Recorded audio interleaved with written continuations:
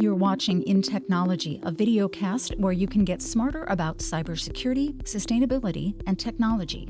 Here are your hosts, Tom Garrison and Camille Morhart. Hi, and welcome to the InTechnology podcast. I'm your host, Tom Garrison, and with me is my co-host, Camille Morhart. And today we have Gokul Subramaniam. He's the Vice President and General Manager of Intel Client Platforms and Systems and the Client Sustainability Executive Sponsor. He has over 20 years of experience in technology, engineering, and product development. He's driving strategic engineering on sustainability, building modular and low carbon footprint computing devices with technology innovations. So welcome to the podcast, Gokul. Hey, Tom, thanks. Great to be here and look forward to our discussion.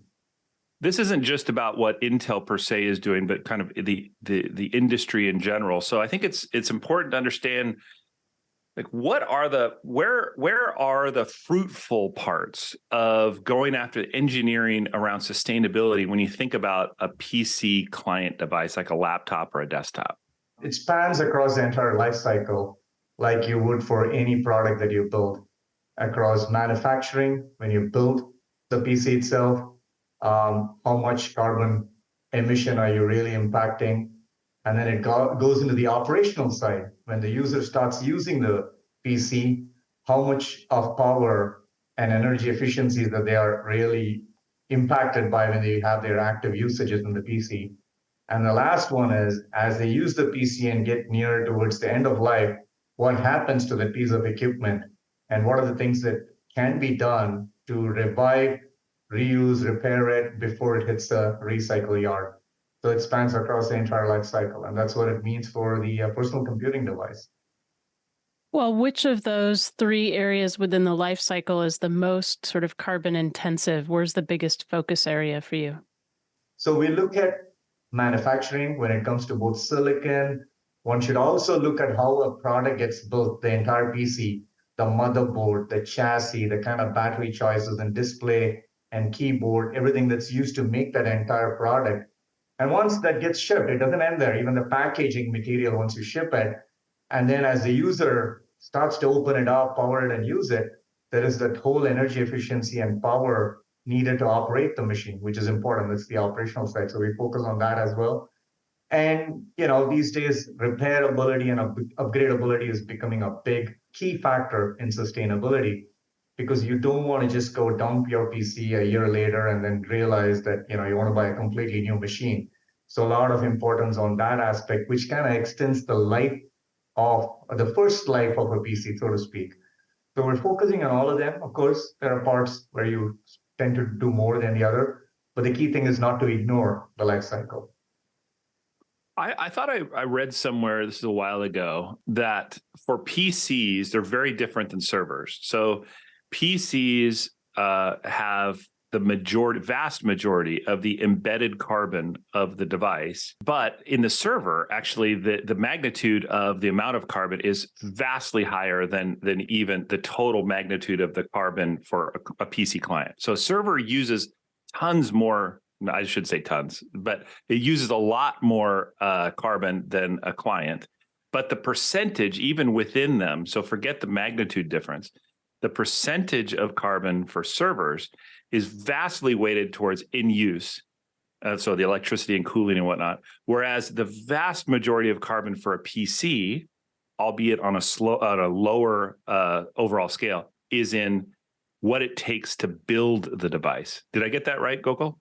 Yeah, Tom, you're spot on. Bulk of the carbon footprint is when you manufacture it on a personal computing device. And like you clearly said, the use carbon footprint or the carbon emission is in the thousands, if I may, on the server, whereas it's in the hundreds, just to show you the unit difference as you use it for a personal computing device. That's why a lot of focus is on the manufacturing. And it's also pretty interesting to know that more than 65% of the carbon footprint is on the motherboard. So which is a key part of how we can go help reduce that carbon footprint as we have, people building, manufacturers building these computers pay attention to every part of what's going into the product. Yeah, you mentioned the motherboard, and I think a lot of people probably don't realize this, but for a typical laptop, inside, how big is the motherboard for a laptop? Typically, most laptops have motherboard that's almost 70% of the real estate below the keyboard through the X and Y direction. So it takes almost 30 to 40% of the base of the laptop inside the chassis. That's the size of the motherboard and several hundred components that go in there. Right. So that's where I was going. So now the device, you may think that it's exactly the size of your laptop, but it's actually not. It's only about maybe 2/3 to 3/4 of the size of the laptop itself. And then on the device, you already said it's a couple hundred components, right? On an average, you could go 400 to 500 different components depending on what kind of PC you're using, a 13-inch laptop versus a gaming PC. So there is a range, but there are several components that go into that motherboard. And that's where bulk of the opportunity exists in terms of how we can make it more carbon footprint, lower in carbon footprint, because that's a big part of the manufacturing side of things. What are the other sort of carbon aspects of the motherboard? So it starts off with the PCB itself. The PCB has many layers, the pre-peg, and the kind of copper you use for running the PCB. And then you have the components that are surface mounted on the PCB. The key aspects are the size of the motherboard is important. The number of layers that are there in the PCB is another critical aspect in terms of how much copper and what kind of recycled copper you use. Component reduction itself, many discrete components versus integrating them into ASICs that you can use. So there are power deliveries, there are display connectors, there are USB connectors and charging circuits, memory, storage, Wi-Fi, Bluetooth, all of these components go into the motherboard. Making them modular is going to be super critical because then you have an opportunity to either upgrade your memory or your storage versus having to replace the entire motherboard. That's a big part. And then last but not the least is to kind of make the trade-off. How much do I really go on sustainability that it becomes cost prohibitive versus how much can I do in a manner that it can scale so that I can manufacture several, hundreds of thousands or millions of these computers as they go out for users. Yeah, one thing you didn't mention, which I think would be good, interesting, and when I learned this, I was kind of like, wow, is the manufacturing of it. So like the amount of energy it takes to literally solder stuff and what, can you talk about that a little bit? The way you solder these components also consumes energy. So in a typical manufacturing line, you will have these machines where the boards go through a soldering run, and you can use varying degrees of temperature. So there is a new technology called the low temperature solder, which really helps in reducing the amount of temperature needed, which means lower energy for you to actually surface mount these components on the PCB. And there also is a way of how many times you reflow that through that equipment, which is again a big part. It's not just the motherboard, it's the energy we use to actually build these boards in the factory that also contributes to the carbon footprint. What do you think is the main driver for people in purchasing a new laptop? And is that something that could be modular or swapped out, or is that something that's kind of integral to the motherboard itself? Actually, it's a great question, Camille, because if you look at the motherboard, there is always this configurability that the end user looks at. Hey, how much memory do I have? What kind of storage do I have? How many USB ports do I want to pick? So you could take the modularity entirely to one end of the spectrum and make it super modular into a Lego block, which may put a lot of onus on the user to almost behave like an engineer to assemble them. And so it may cater to certain enthusiasts who want to do it, but it may not cater to everybody who wants to build a laptop from scratch. And then there is the other extreme where everything is built in and they're all on the board. And if something goes wrong, you got to repair or replace the entire motherboard. And that's the other end of it. So one of the big challenges and opportunities for this industry is where is that middle ground? What is the right modularity that we can tap into? And typically speaking, storage, memory, and the ports that you have. These are ports wear and tear as you plug in and plug out. So if something goes wrong with your port, you don't want to change your motherboard, you just want to change only the IO module. So there are those aspects that are typically considered as big value add if you can design it in a modular fashion. That will help the end user. Is it counterintuitive or opposite incentive then, though, for computer manufacturers or even the component manufacturers, even the company you work for, to have people extend the life of the laptop or the PC? I mean, how is that going together? How are those two things having a win-win situation? It's not an easy answer. Certainly, the refresh cycle is also a function of how much software and what are the capabilities of the user increasing over a period of time. There are going to be those users who will have a laptop for a much extended period of time because their usage is very different from others who always want to be in the bleeding edge of the technology because they want the maximum performance, new features, and capabilities. So I don't think there's a one size fit all, but it does bring a healthy tension in the system, which is trying to meet the needs of what the users want. A lot of the users are starting to want sustainability as an experience. Just like, a decade or two ago, people were going to the airport, buying water bottles, putting it in their bag. You see a lot of people carrying stainless steel water bottles and refilling the bottle with water and not using the plastic water bottle. And now that shows that they care. And I think the trend is more where users want to take a device out and they want to show that they've actually been a responsible citizen to the planet where they have a sustainable compute device. So you're seeing that trend shift. So that causes an interesting tension that you just brought up, where we have to balance it out. What's the right thing for the business and what's the right thing for what the user experiences are for, caring for. If somebody cares about sustainability, where do they get information to know what device is better from a sustainability perspective than the next device, on the shelf at the retailer or some other supplier? How do they get information to make an informed decision? I think in the computing industry, we're still in a fledgling stage where that messaging is not as well brought out. But key things that they can look for is what is the material used for building the PC? Are they using recycled chassis material rather than use some of the materials that cannot be recycled or will hit the dump yard? Look for repairability, upgradability in the product. Does those features exist in the PC that they're buying? And of course, what is the energy efficiency? How much is the power that the laptop consumes for a typical usage that they run, so that they know what that means for them.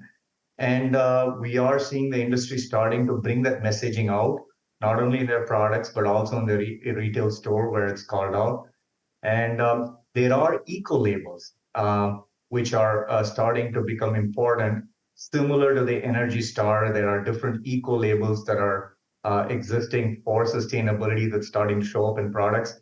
One such in North America is EPEAT. There are similar ones like the European Union ERP Lot 3. There is a CEC and a TCO. These are other similar eco labels that are there. So looking for products that does have those eco labels is another good indicator for a buyer to look for if they're buying a sustainable compute platform. Is there any kind of like radical shift happening in terms of the materials being used or the process being used in the manufacturing? Like, are we starting to see, I don't know, bamboo used in computers as opposed to, what I'm saying? Is there anything like sort of radically different? Or is it more about just using less of something or having to not replace the entire thing? There's two categories of materials that are starting to surface. One is using recyclable material or recycled material also to build your chassis. So picking it up rather than taking mining and taking a completely new raw material, you're actually building your chassis with something that was already hitting the dump yard and you were able to salvage and recycle it. So recycled aluminum, people are starting to use earthy material. We saw some products that are starting to come out with different material composites where they are brought together to give the reliability and still have the element of, recycle capability. So that's one category. The second category of materials that are typically looked at as conflict-free minerals. So you want to build your PC with those responsible minerals, either because of geopolitical or because they are not renewable and they are really affecting the earth. There are alternate sources of materials that can be used for certain components. So that's the other category of material choice that the industry is looking at. So Gokul, this is all interesting. I think, understanding more about the PC that's in front of each of us when we work or when we're at home, I think is an important thing. And I think at a high level, most people understand that sustainability is important, and it is happily getting more and more important. But I'd like you to look ahead, maybe the next, several years. Where do you think the industry is going with regards to sustainability? Can you give us any insights into what you think might or might not happen?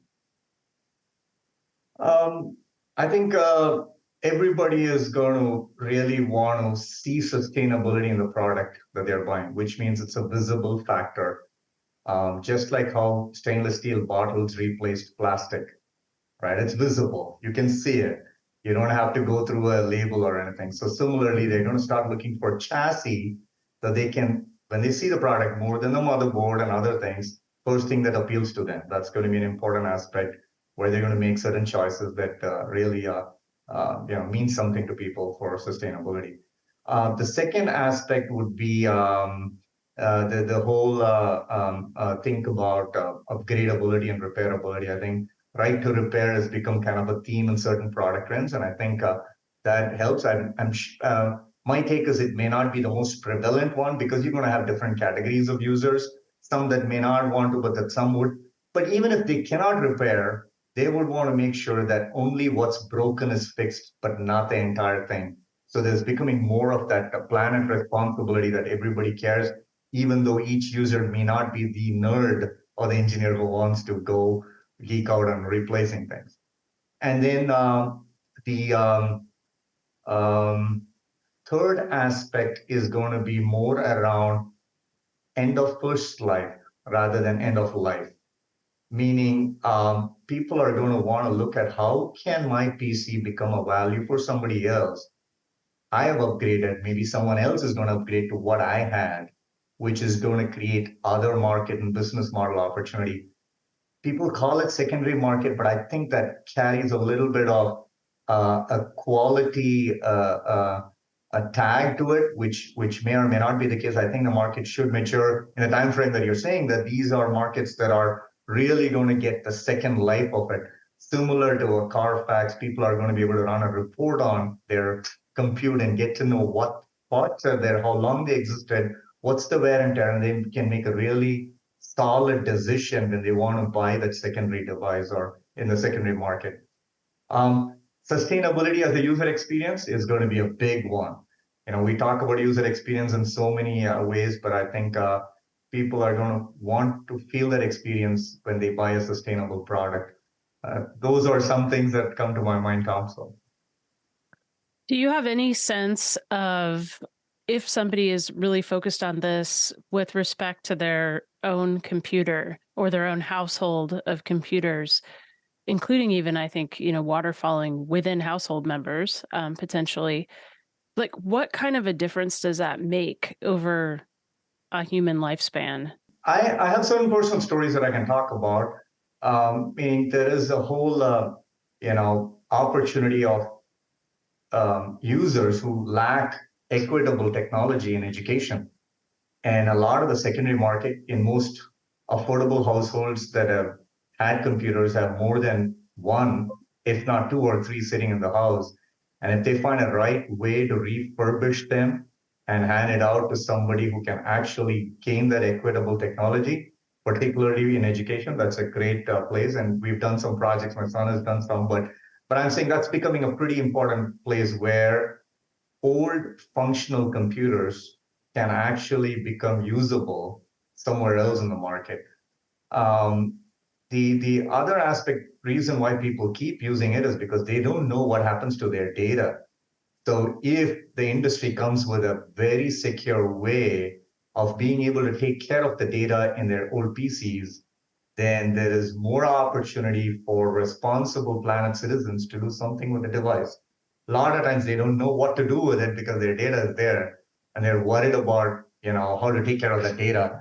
And making that simpler would make a lot more possibilities, happen.